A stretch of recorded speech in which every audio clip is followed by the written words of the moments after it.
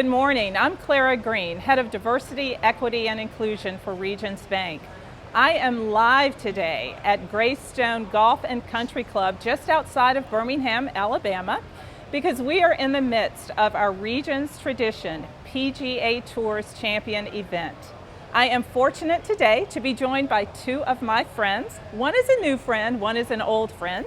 My new friend is Marsha Oliver, and Marsha is the Vice President of Community and Inclusion for Pga Tours. And a very familiar face to the Regions family is Leroy Abrahams, and Leroy is Executive Vice President of Community Affairs for Regions, as well as President of our foundation. So it's really one of those rare moments where we get the chance to talk with one of our partners about the work that they are doing in diversity, equity, and inclusion. So Marsha and I had a chance informally to talk a couple of weeks ago, and it just seemed like a conversation that we needed to share with more people. So really excited that you were able to come in and talk with us today, Marsha. I think it's probably good to ground everyone on the work that each of our organizations are doing in this space. I'll start by telling you more about the work specifically that we are doing inside of Regions. I think I shared that we have three strategic priorities that really center our diversity, equity, and inclusion work. The first of which is really around talent. So that's really our diverse talent strategy. And that's the effort that we're making to ensure that we have balanced representation across the organization from a demographic standpoint, especially in critical leadership roles. Our second pillar is really around culture. That's all of our inclusion and belonging work. So it's important that every associate feels as though they have a voice and that they are seen in the organization and that they can really show up every day and be authentically who they are.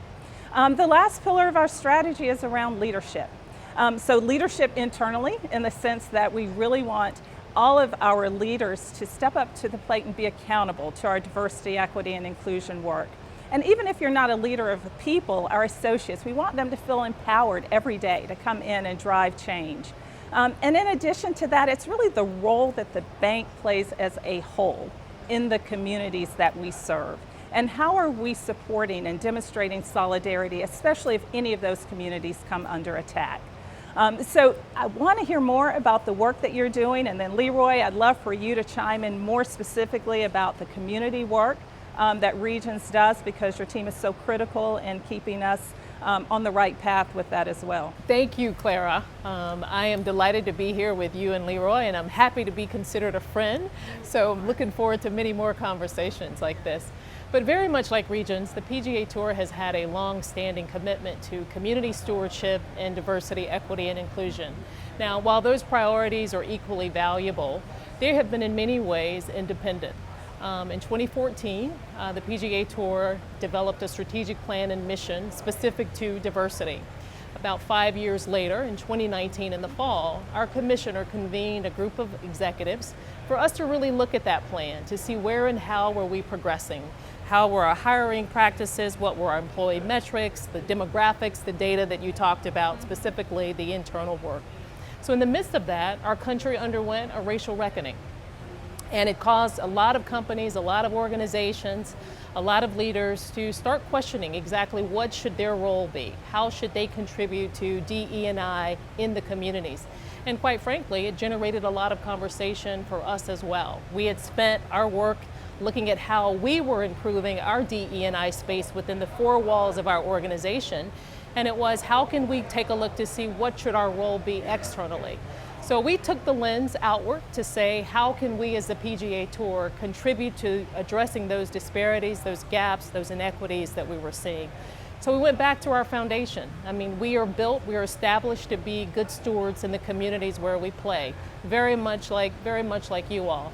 So we took our two greatest priorities, community outreach and diversity, and we decided collectively to develop a plan that would enable us to be able to ensure that we are addressing those gaps, those inequities, those disparities within those communities. And so we have a long list of goals and objectives. The work is extensive. We put it within three pillars of growing our sport, growing our business, and growing our community impact. I mean, few people know more about community impact than certainly you all and what you all do here. So to have the opportunity to be here in Birmingham with you all, great corporate partners for us with PGA Tour champions, and I'm here to learn, I'm here to understand how those investments that we're making in those communities are really changing and improving lives. You know, it's so unfortunate when tragedies happen, especially the events of last summer, but it's also good to sit back and see some of the benefit that comes out of those situations. So to hear that the PGA Tours along with Regions went back in, we knew that we were on a mission and doing some critical work in this space, but to be able to go back in and say, how do we go deeper? How do we make more of an impact? So that's fantastic. We'll dig in a little bit more around those three pillars. Leroy, why don't you talk more about the Regions community efforts? Sure, thanks so much, Clara. Marsha, it's great to get a chance to meet you. And the work that you describe is, I'm amazed at just the similarities. So from Regions' standpoint, I think you nailed it. I mean, we see ourselves as being an organization that we're not going to outgrow our communities. So if the community is strong, the bank will be. If the community is not, the bank's going to have some troubles as well. So it's in our own best interest to continue to invest and reinvest in the communities. And Regions has been a strong community participant and leader for many years, but really starting about 3 years ago, we really decided that we needed a stronger strategic focus on how we did that. So much like you did with the tour, we also established 3 priorities that were meaningful to us, meaningful to the community, and things that we felt like if we focused on these areas, we would not only drive the community forward, but in so doing also continue to help the bank be successful. So the 3 areas for us that we've been primarily focused on is first, economic and community development. The second one being education and workforce readiness. And then the third one being financial wellness or financial literacy. And so what we've done over the past few years is try to target as much of our philanthropy towards these 3 areas of focus, as much of our volunteerism and the other things that we do in the community, so that at the end of the day, we can start seeing a lift in these areas that we think will be an improvement really to everyone in the community, and to foster that kind of community engagement and that involvement, bringing more people into the banking system, helping to establish prosperity or helping more people to become prosperous. Again, we see that as being beneficial to all. So it's great to hear about the work that you're doing. It's great to be able to not only partner in terms of bringing a golf tournament, but be partners in terms of helping the community move to a different level. Exactly. And so we're both moving deeper into this space of equity.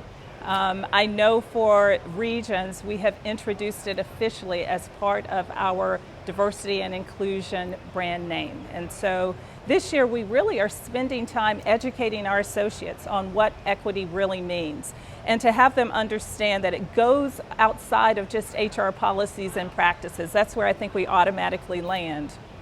But it really is about what are you doing every day, and what are the decisions that you can make within the confines of what you control, right, to determine if it's equitable, right? And so with that, I'd love to hear more about the work specifically that the PGA Tours is doing in this space, and then Leroy, maybe a little more from the community aspect on how we are really working very hard to make banking equitable for all, but also the sport of golf equitable for all. You're so right. I mean, I think when we look at golf, I mean, the image of golf has long been deemed a homogeneous sport. Access, cost, customs, those are the barriers that are contributing to that reality. The PGA Tour began a relationship with an organization called the APGA. It's the Advocates Tour. Their sole mission is designed to bring greater diversity to the game of golf, to introduce minority golfers to the ability to play at the professional level. So we started a relationship with them about 7 years ago. We have, of course, since then strengthened that relationship with an increase in financial resources, access to our tournaments, resources, support, variety of other offerings in an effort to be able to make sure that they have the chance to be able to grow and contribute to their overall mission. We have been very pleased with the results that we're seeing from that. Last year, we launched an initiative called Pga Tour University. We recognize certainly the collegiate golfers. How do we make sure that we're introducing golf, at the earliest stage? But at the collegiate level, with our Pga Tour University, we will identify the top 5 black collegiate players across the NCAA Division I, II, and III programs, and we will give them the opportunity, scholarship them on to play on the Advocates Tour, on the APGA Tour. And then from there, they will get stipends to go on to our Korn Ferry Qualifying Tour, which is our elite preparatory tour. Those are the efforts that we believe can help change and increase the access and the opportunity for more diverse golfers. I'd be remiss if I didn't mention First Tee. That is our charity. So for 23 years, they have been introducing golf and life lessons to youth. They have reached millions. I mean, over 1 million youth can tout that they have been through the First Tee curriculum and have become great citizens as a result of it. But one of the things that they've done is they've developed a comprehensive strategic plan by looking at their data of all the groups that have been growing. The lowest growing group is the African American youth. So how can they ensure that they are providing programs, providing support services and offerings within those communities, the most impoverished communities, the schools where we have, high percentages of free and reduced lunch. Those are the efforts that will allow them to be able to ensure that that introduction is there. And I mentioned those 3 pillars as part of the beginning of where we've identified our DE&I strategies. But in addition to growing our sport, we're also very committed to growing our business. I mean, you hit it, Clara. You talked about it's traditionally been under HR. It's the rehiring process. It's the demographics. It's all of those elements. And we recognize that that is a very important part for us to do our work in ensuring that we have a diverse workforce, which we all know diversity of thought and leadership makes us all better. But in this vein, we want to ensure that we are being very, very targeted in our outreach. When we say that we want to diversify our workforce and we want to do it in a way in which it's genuine and deliberate, then we want to look at HBCUs. We want to look at historically black colleges and universities. So when we look at our data and we see that we have few minority representation in certain departments, let's say it's agronomy. Let's go recruit at those schools that have agricultural and mechanical in their names with agronomy programs. Accounting. We have few minorities in the accounting. What are some of those schools that have strong business, management programs? So really being very, very targeted and specific about it. Volunteer efforts, I heard you mention that, and Leroy, you did as well. We want our tournaments to reflect the communities where we play. So we want our volunteers, we want the people who are on our course, who are out here in this beautiful property to be able to see themselves. So we have partnered with the 100 Black Men of America, a national organization. Of the 100 chapters that they have, there are 80 of them within the communities where we host tournaments. So how can we connect those leaders directly with the tournaments in a variety of capacities where we are ensured that we are engaging in that way? And then the last one is growing our impact, our community impact. Our commissioner, on the heels of the events that we saw happen last summer, committed to $100 million over 10 years to support nonprofit organizations in the communities where we play. And that is a huge commitment. It's built specifically on the foundation of where we are. And I mentioned how we take community stewardship and DE&I and we've weaved them together to say this is how we want to look at our community. We've been doing great work. We've been doing great charitable impact, $3 billion in charitable impact since our inception. But how can we, with a diversity and equity lens, look at those charitable investments to see, are they really reaching the most marginalized, the most underserved, the most impoverished communities? No one knows our communities better than you all, those who live in the communities, our corporate partners, our tournaments, our citizens who live here, you all know it better.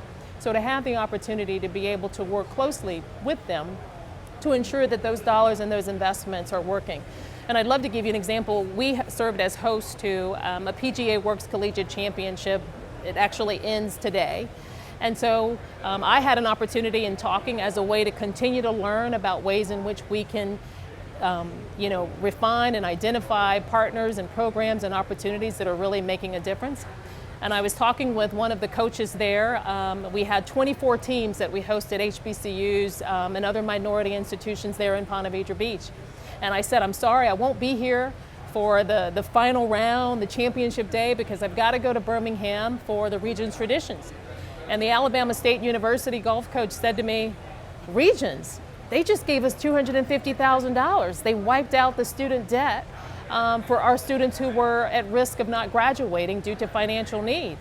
And I said, well, you know what? I'm going to see those folks and I'll say thank you on your behalf. So, you know, it just goes to show how we sit here, but there's so much good that's happening all over. And it's an honor to be a corporate partner for us as PGA Tour champions and you all to continue to do that work. And I just love to see how the dots continue to connect, you know, across the efforts of both organizations. So that's fantastic. I can personally vouch for the First Tee program. My daughter went through it for 5 years, and I think it has been pivotal in her ability to compete and to really understand better the sport, and then to really get a true sense of competing and being part of a team and learning something that's brand new. So kudos to that program for sure. Yeah. So Leroy, yes. Brag on Regents. I am so excited about the foundation work as well. So no, I tell you, and it's so interesting. I love the story. Obviously, we couldn't have planned that. I had no idea you were going to be talking to the ASU coach. Shout out to Dr. Ross, the president of that fine institution, and we are grateful for the opportunity to partner with them, and have been partnering with them for years. But this was a unique opportunity where 45 of these students saw their student debt be able to be paid off and freed them up to graduate. So very excited about that. But Clara, you talk about the foundation. So the foundation is one of those things that came out of that work back in 2018 when we thought about the fact, as you mentioned, there are groups of individuals that have not been able to participate to the same level in the economic prosperity of our country. How do we target those individuals? Because by lifting the group that's not participating, we lift everyone. Creating the foundation, or really endowing Regents Foundation, was a big part of that. So we talked about our 3 strategic priorities, and then creating this foundation and endowing it with $100 million has really now enabled us to have this as an ongoing tool. Our endowment balance is now in excess of $125 million, but we've given away about $11 million over the past 3 years. So that's exciting. And again, all of that has been targeted in these areas of economic development, education and workforce, and also financial education. So that's gratifying to see. It's great. It's really gratifying when you hear through a connection about how a gift to Alabama State impacts the lives of individuals. You know, getting back to something else that you mentioned earlier, as we talked about how our organizations responded to the events of last year and to the racial awakening, we took a step back and said, okay, we have the foundation. We've made these commitments already, and we have established partnerships that we think will serve us well as we try to drive towards a more equitable society. How can we again focus our efforts, even put a finer point on what we've been doing? And so we stepped back and we looked at the funds that we would have been contributing from the foundation and from the bank, and said, look, we are going to target and make a commitment that over the next 3 years, $12 million will be specifically focused in areas that help advance the cause of racial equity.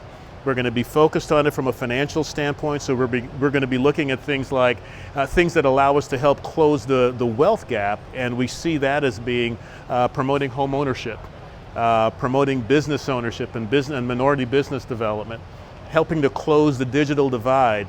Because if you think about the ways wealth is created in this country, it's home ownership, business ownership, and then over the past, call it 20 years or so, it's really been access to broadband, access to things that enable people to have more digital connectivity.